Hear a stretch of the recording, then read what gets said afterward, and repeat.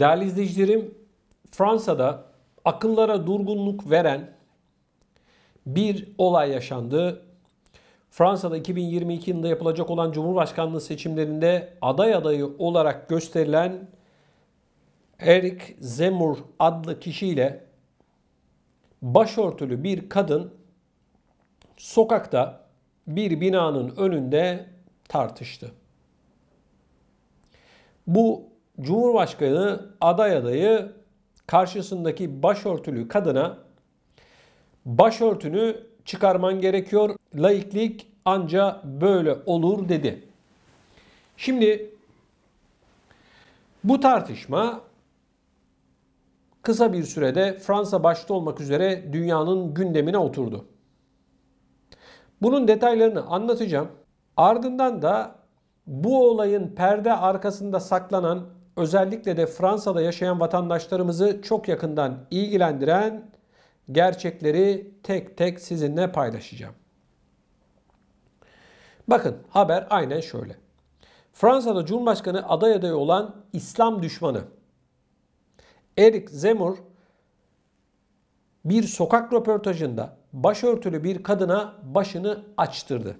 Kadının tepkisi kısa zamanda gündem oldu. Kadın da bu Cumhurbaşkanı adayına sen kravatını çıkar, ben de başörtümü çıkartacağım dedi. Tekrar ediyorum. Sen kravatını çıkar, ben de başörtümü çıkartacağım dedi.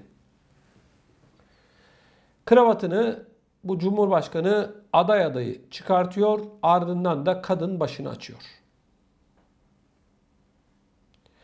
Yaklaşık 2 dakika hararetli bir tartışma yaşanıyor. Raşide Bokurs adında bir kadın.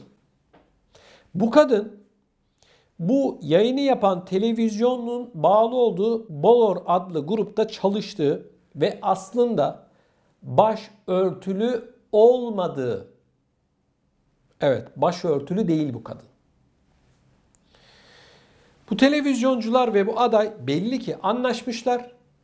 Ülkedeki sağcıların oyunu alabilmek için, yani ırkçı Fransızların, milliyetçilerin oylarını alabilmek için, bak biz iktidara geldiğimizde başörtüsünü çıkartacağız demek için böyle bir tiyatro yapmışlar. Bu açık bir şekilde anlaşılıyor. Bu kadının sosyal medya hesaplarına vesaireye girdim, baktım. Kadın kapalı değil zaten. Hani kapalı olup olmamasıyla ben ilgilenmiyorum. Hani o kendi bileceği bir şey. İlla kapalı da olması gerekmiyor hani Müslüman olmak için. Ama burada siyasi bir mesaj vermek için arkadaşlar böyle bir tiyatro yapmışlar. İşin içerisinde aday var. Bu Cumhurbaşkanı adayı Eric Zemmour denilen adam. Bu kadın var. Televizyoncular var. Sosyal medya danışmanları var. Bu öyle sıradan bir olay değil arkadaşlar. Burada düpedüz Fransa'da yaşayan Müslümanlara ve milliyetçilere, onların oyunu alınacak çünkü, bir mesaj veriyorlar. Bakın, Fransa'da iktidara böyle aday olan ya da iktidara gelen herkesin birinci hedef noktasında Müslümanlar var. Emmanuel Macron çıkardığı yasalarla, Müslümanlara karşı yapmış olduğu açıklamalarla insanların tepkilerini almaya devam ediyor. Tabii bunlar siyasetçi olduğu için dertleri oy. Bu ekranda görmüş olduğunuz Cumhurbaşkanı adayının da derdi oy, Macron'un adayı da, Macron'un derdi de oy. Ne kadar milliyetçi varsa, göçmen istemeyen varsa, Müslüman istemeyen varsa bunların oyunu almak istiyorlar. Özellikle bakın arkadaşlar, bu koronavirüs döneminde her ülkede milliyetçi akımların, yani kendi vatandaşından başka hiçbir vatandaşı ya da göçmeni istemeyenlerin sayısı çok arttı. Irkçılıkla ilgili olayların sayısı korkunç bir şekilde arttı arkadaşlar. Artmaya da devam ediyor. İşte siyasetçiler onların oyunu alabilmek için bu tarz hokkabazlıklar yapıyorlar. Böyle tiyatrolar çeviriyorlar. Belli, kadını tutmuşlar, gel biz böyle bir tiyatro yapacağız. Böyle bir şeyin içerisine seni alacağız. Sen de başörtünü çıkar. Başörtüsünü çıkardıktan sonra da bu aday diyor ki işte bak şimdi oldu diyor. Olan ne kardeşim? Ne? Kravatla başörtüsünü aynı kefeye koyacak kadar İslam'ı bilmeyen cahiller bunlar. Bildikleri tek şey arkadaşlar işte böyle tiyatrolar çevirmek. Kadın da doğru değil. Adam da doğru değil. Televizyoncular da doğru değil. Yani olayın neresinden tutarsan tut bir tiyatro, bir senaryo var. Bu senaryoyu bu hokkabazlar oynamışlar. Ve bunu yaparken de ülkedeki Müslümanlara kendilerince mesaj veriyorlar. Bak diyorlar ben senin saçını açtıracağım, başını açtıracağım. Ülkedeki milliyetçilere de bak diyor ben diyor Müslümanlara işte göçmenlere bak bunları yaptıracağım haberin olsun bak oyunu bana ver diyor. Yani bu tamamen bu mesaj bu. Şimdi bu ve benzeri olaylar çok oluyor. Bir tane daha adam var. İsveç kökenli. Bu da kutsal kitabımız Kur'an-ı Kerim'i eline alıyor. Kalabalık şehirlere, ülkelere gidiyor. Meydanlarda kutsal kitabımız Kur'an-ı Kerim'i yakıyor. Bu hokkabaz. Şimdi insan hakları, demokrasi, fikir özgürlüğü tamam bir noktaya kadar anlayabiliyorum. Ama insanların inancına, kutsal kitabına böyle bir hakarette bulunmak, Müslümanlara böyle bir hakarette bulunmanın din özgürlüğüyle, düşünce özgürlüğüyle, insan haklarıyla, hakla, hukukla ne alakası var? Hiç kimse de çıkıp bu adama demiyor ki kardeşim sen nasıl böyle bir şey yaparsın? Hiç kimse bununla ilgili olarak tek bir kelime etmiyor arkadaşlar. Hiçbir siyasetçi çıkıp konuşmuyor. Bu adam aynı zamanda bir partinin başkanı. Bu hokkabaz. Adamın parti kurmasına bile müsaade ediyorlar. Bu kutsal kitabımız Kur'an-ı Kerim'i alıyor. Caddelerde yakıyor bu adam. Bunun gibi bir tane daha hokkabaz vardı. Geçtiğimiz günlerde bir trafik kazasında hayatını kaybetti.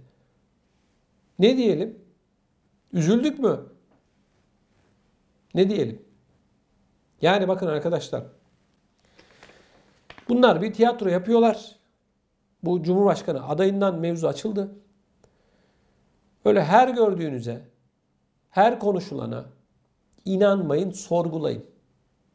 Zaten kadın sen kravatını çıkar, ben başörtüsünü çıkartırım. Yani şu arkadaşlar ya şu şovu yapıyor adam. Diyor ki bak diyor. Al diyor bak çıkardım diyor. Al sana kravat diyor. Bak çıkardım ben diyor bu kravatı. Sen de başörtünü çıkar. Bunu söylemek bile ülkede yaşayan Müslümanlara terbiyesizlik, saygısızlık yapmak demektir. Başörtüsüyle kravatı aynı kefeye koyuyorsun.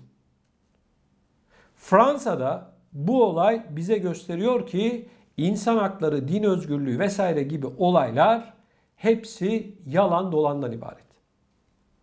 Bir tiyatro yazmışlar, bu tiyatroyu oynatıyorlar.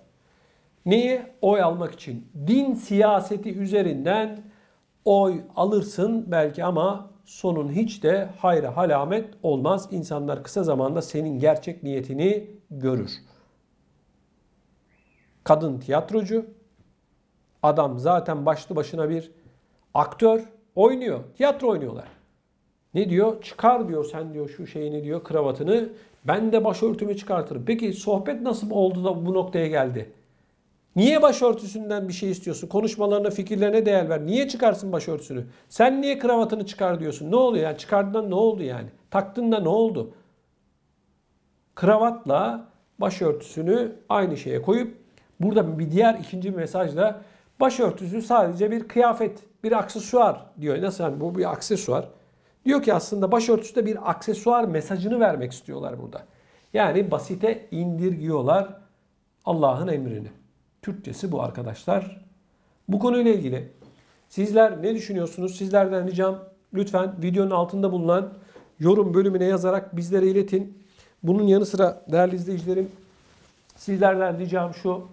Lütfen kanalımıza abone olmadıysanız mutlaka abone olmanızı hasreten sizlerden rica ediyorum. Yayınlarımızı da beğeniyorsanız bu videoyu da beğendiyseniz mutlaka bir like atmanızı, beğenmenizi sizlerden rica ediyorum. Çünkü YouTube diyor ki daha fazla bir kitleye ulaşmak için bunlara önem veriyorum diyor.